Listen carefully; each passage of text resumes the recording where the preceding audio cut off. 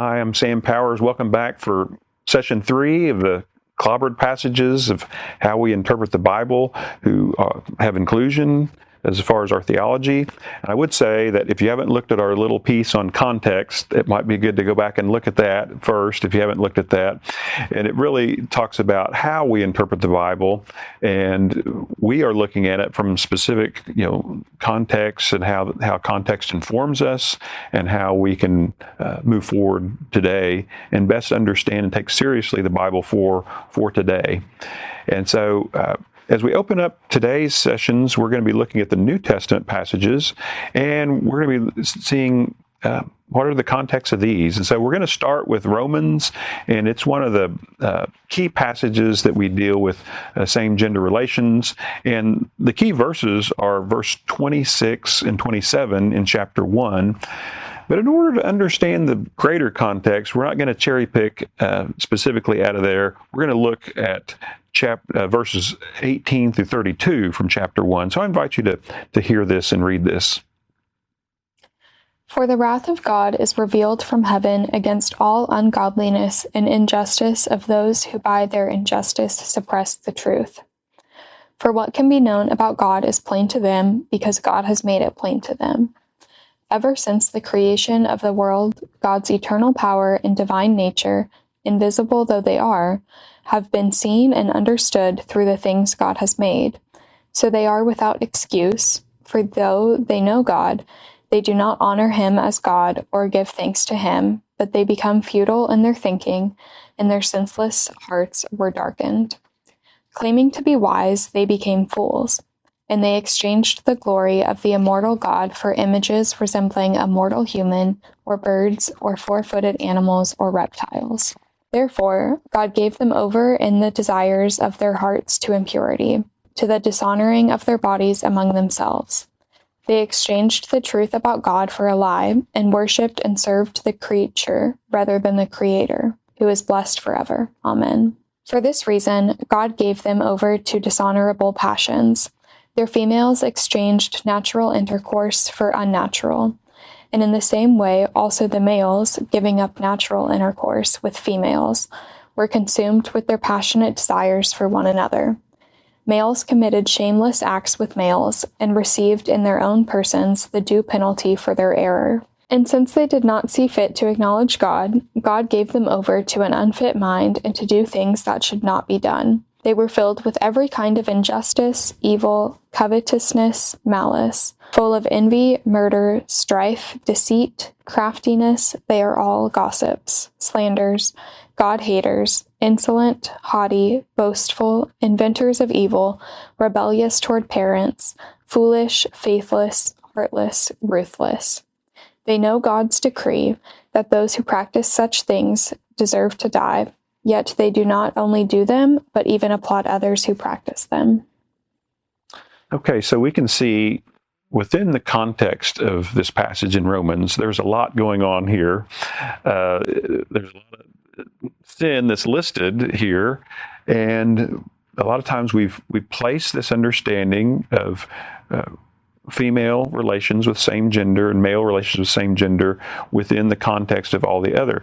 But as we look at the beginning of this passage, Paul is clearly talking about cultic acts and pagan temples in his context of the time that would have been known in Rome. Remember, he's writing to the church at Rome, where you have lots and lots of competition for religious practice. And there was a lot of things going on in the temples.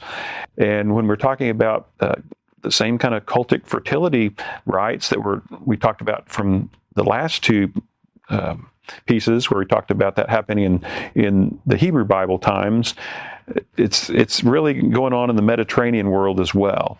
And so if you look up here in verse 23, where he's talking about exchanging the glory of the immortal God for images resembling a mortal human or birds or four-footed animals or reptiles, we know that Egyptian deities in particular had heads of animals or birds or things like that. And so the idea that Paul's saying they're confusing the creation with the Creator and all these kind of things shows that he's really kind of giving a critique against these foreign religions that are going on all around in Rome. And so a part of what happened as we think about that is he says that they receive penalty for their error. That's probably talking about, as people engage in this kind of stuff, he's probably talking about an STD, which would have been a direct consequence of promiscuous behavior in that culture or that day. And so as we think about idolatry, which is very important to Paul and it's important to us today, nothing should take the place of God. And in the Mediterranean world, we saw that lots of temple or fertility cults were happening, and a lot of those included sexual orgies that would happen within the temple context, in the context of worship, actually, in those places. And so many of the eunuch priests would have been also engaged in sexual activity, which would be males with males. And some of the temple priests that were females also would have engaged in sexual activity in some of these kind of orgies. And so Paul, in his missionary journeys, would have been well aware that these things are going on. If you went to these towns or these cities, you would know about these kind of things. It'd be very difficult not to be aware of those. And those were practices that Paul condemned in his day that we would continue to condemn today. We would not say that's a healthy thing for people to be involved in sexual orgies. They muddy the waters of intimacy, and they're a danger to the covenant relationship. And so human jealousies come into play during this time, and it causes harm. So within the context of this passage, we can see how Paul would have been speaking out against these things as not to be done, because those were common practices in Rome at this time. And so it's important for us to see that within the greater picture of where it occurs. So let's move on to another one of Paul's letters. This is 1 Corinthians chapter 6, and this is verses 9 and 10. Do you not know that wrongdoers will not inherit the kingdom of God? Do not be deceived. Fornicators, idolaters, adulterers, male prostitutes, sodomites, thieves, the greedy, drunkards, revelers, robbers, none of these will inherit the kingdom of God. So the two words that we're looking for in this particular passage are makakoi, which is translated as male prostitutes, and arsenokepes, which is translated as sodomites. And so the King James Version translates makakoi as effeminate, and arsenokepes as abusers of themselves with mankind. The NIV translates these words into the phrase men who have sex with men, with a note to the translation that this refers to active and passive participants in homosexual acts. Now, the CEB, the Common English Bible, is similar to the NIV, both participants in same-sex intercourse, with a note referring to submissive and dominant male sexual partners. So it's interesting. What we've discovered is that malakoi and arsenokepes are difficult words to translate in these passages. Sodomites would likely refer to young boys in the Mediterranean culture, which at that time, many men that were of means often had young boys as sexual partners, and they would be married. They'd have wives that would give them offspring and deal with other duties, and they'd have young boys for sexual relations. So today, what would we think about that? That would be considered child rape. It's not tolerated. It's illegal, and you go to jail. People are considered sex offenders if that happens. This is far different from two consenting adults, and we would condemn that just as Paul condemned it in his day. It's interesting, as we look at the verses concerning marriage in 1 Corinthians, let's look at chapter 7, verses 1 through 9. Now concerning the matters about which he wrote, it is good for a man not to touch a woman, but because of cases of sexual immorality, each man should have his own wife and each woman her own husband. The husband should give to his wife what is due her, and likewise the wife to her husband. For the wife does not have authority over her own body, but the husband does. Likewise, the husband does not have authority over his own body, but the wife does. Do not deprive one another, except perhaps by agreement for a set time, to devote yourselves to prayer, and then come together again, so that Satan may not tempt you because of your lack of self-control. This I say by way of concession, not of command. I wish that all were as I myself am, but each has a particular gift from God, one having one kind and another a different kind. To the unmarried and the widows, I say that it is good for them to remain unmarried as I am. But if they are not practicing self-control, they should marry, for it is better to marry than to be aflame with passion. So this has to do with Paul's understanding of marriage, and he's basically saying, I guess, marry if you can't control yourself, is kind of his advice to men and women in that day. And part of that is because of his understanding that the return of Jesus would be happening within his lifetime. And he said, if the world is going to change and if Jesus is coming back, it's better not to, get married and take your time away from your devotion to, devoting to your spouse. But he also makes a concession. He says, well, if you're not practicing celibacy and have difficulty with that, then you should get married and have a partner. And so that's kind of his understanding. It's interesting when he talks about verse 1, where it says a man should not touch a woman. Men never take that out of context as we look at that particular passage. But it's clear that Paul says it, and Paul's talking about sexual relations among people. So if he understands that people should have concessions if you have passion for one another within his day, what do we say when we have people of same gender relations who have same gender attractions today? And would we not make concessions and say, well, they should also be able to get married? And that's kind of our understanding, kind of taking this from the context of Paul, is to say that, well, we would want to bless that, to say that if people have passion for one another and they want to get married, that we would bless that, whether they're men and women or same gender couples. There's a few other passages that we're going to look at and try to get through from the New Testament. And the first of these is 1 Timothy 1, verses 8 through 11. Now we know that the law is good if one uses it legitimately. This means understanding that the law is laid down not for the innocent, but for the lawless and disobedient, for the godless and sinful, for the unholy and profane, for those who kill their father or mother, for murderers, fornicators, sodomites, slave traders, liars, perjurers, and whatever else is contrary to the sound teaching that conforms to the glorious gospel of the blessed God, which he entrusted to me. So it's interesting. We have this word again, arsenokoipes, and that's from sodomite, is translated from that Greek word. And we're not really sure what it means or where it comes from. It's not widely used within the New Testament or within other Greek that we found from that time.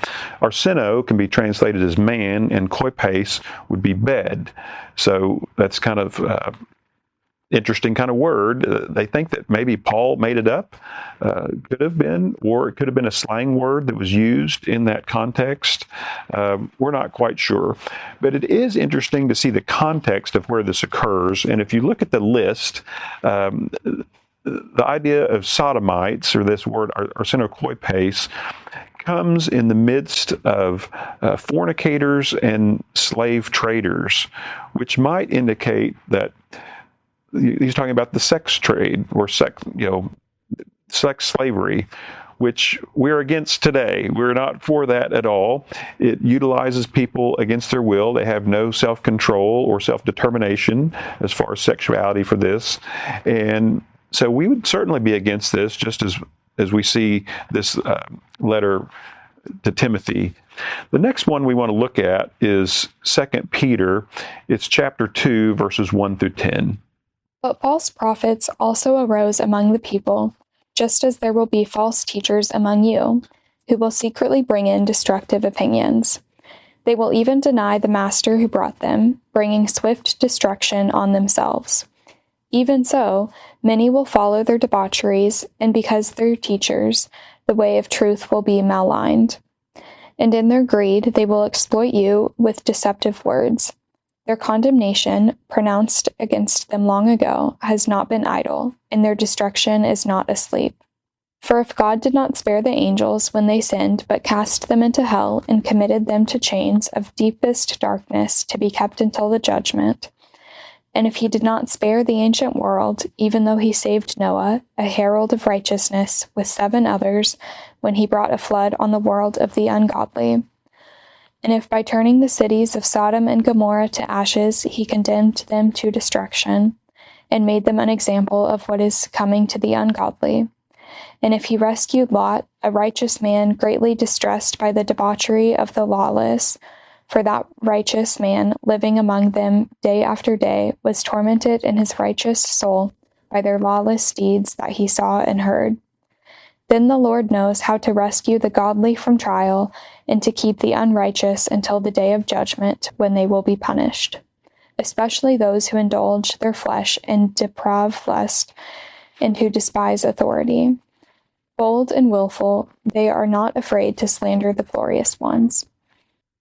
So 2 Peter is concerned here with the parousia, or the second coming of Christ, just like Paul was. So we're still seeing that going in. And within that context of the early church, 2 Peter occurs a little bit later than Paul's writings. So, we're seeing a few generations go by, at least 1 or 2. And the church is getting a little bit older and a little bit more understanding of who they are. And there were thoughts that arose in the early church, such as antinomian thoughts, that had to do with almost an anything goes type of attitude. What this kind of referred to as a theology that, well, if I'm saved by grace of Jesus Christ and I'm covered for all my sins, then it doesn't matter what I do, that I can sin and do any kind of activity, including, cultic, fertility cult kind of activities, and it's all good because I'm saved by grace. That was heresy at that time. It was declared heresy. It's still heresy today. We don't live in an anything goes kind of attitude, because what we find out is that doesn't align with who we are as far as trying to do good and doing no harm as Wesleyan Christians. And so anything goes often does harm to the participants and the people around them. And so that's certainly the case here. We're standing against promiscuity within the church by the allowance of marriage, and the allowance of marriage of same-gender people, because that takes into account a new understanding of human psychology, of who we are, of identity, of what it means to be human today. And we're applying, the golden rule to that, and saying we want to extend that grace to all people. And so as we begin to understand human identity and gender a little bit more fluidly, or we understand that a little bit more comprehensively than they did in this era, we have a more graceful attitude towards marriage. Our final passage that we want to look at from the New Testament is from the book of Jude, and this is chapter 1, verses 5 through 7. Now I desire to remind you, though you are fully informed once and for all, that Jesus, who saved a people out of the land of Egypt, afterward destroyed those who did not believe. And the angels who did not keep their own position, but deserted their proper dwelling, he has kept in eternal chains in deepest darkness for the judgment of the great day. Likewise, Sodom and Gomorrah and the surrounding cities, which, in the same manner as they, indulged in sexual immorality and pursued unnatural lust, served as an example by undergoing a punishment of eternal fire.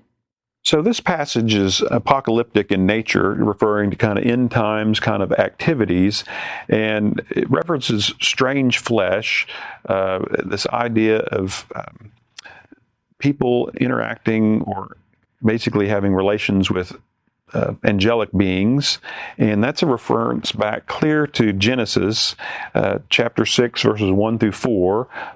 Let's look at this real quickly.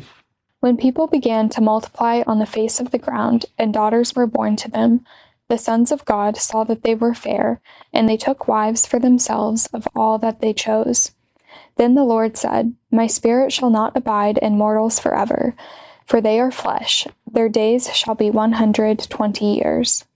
The Nephilim were on the earth in those days, and also afterward, when the sons of God went into the daughters of humans who bore children to them. These were the heroes that were of old, warriors of renown. So we can see these mingling of angelic beings and human beings in early Genesis. That was an early understanding. It's very similar to what we see with other mythology of that time, where you see Greek gods coming down in lots of different forms to commingle with human women and produce offspring. And so that kind of activity, or the thought of that, was very common in that time, especially the early Genesis, which had been an earlier understanding of how we understand the spiritual world. And so that's really what this kind of stuff is referring to, rather than homosexuality or LGBTQ relations like we would understand them today. So as we look at the New Testament texts and these texts that we've looked at, I'm not saying that Paul was affirming of homosexuality. I think that he was, in the context of his time, he was a man of his time, and what he observed would have been same-gender relations between, any kind of sexual orgies or cultic sex practices, or same-gender relations between men who had boys as kind of, sex slaves in a way. And neither of those practices were healthy, and Paul condemned those clearly.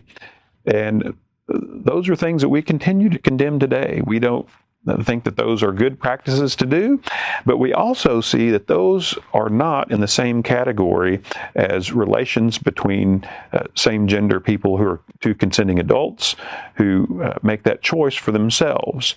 And so as we apply the rubric of do no harm, we want to apply that to human relationships, and we think that that's important, that mutual consenting relationships do not fall into these kind of categories that Paul is lifting up in these particular passages. So I think the question that comes for people is, are these passages applied to two consenting adults in a committed relationship with one another who are married and living together a life of love? And I think for some Christians say, yes, you do apply these to those relationships. And they continue to apply these, and they say these are not allowed or allowable. Others, such as myself and here at Boston Avenue, we would say, no, these passages do not apply to these kind of relationships. And we're trying to extend the grace of God clearly through these passages. And so what we look at is, how do we see a positive ethic, and how do we see a positive understanding of what God is telling us through the Bible to come to an understanding where we say, we think this is permissible. So that'll be the topic of the fourth session. I hope you'll join us for that as well.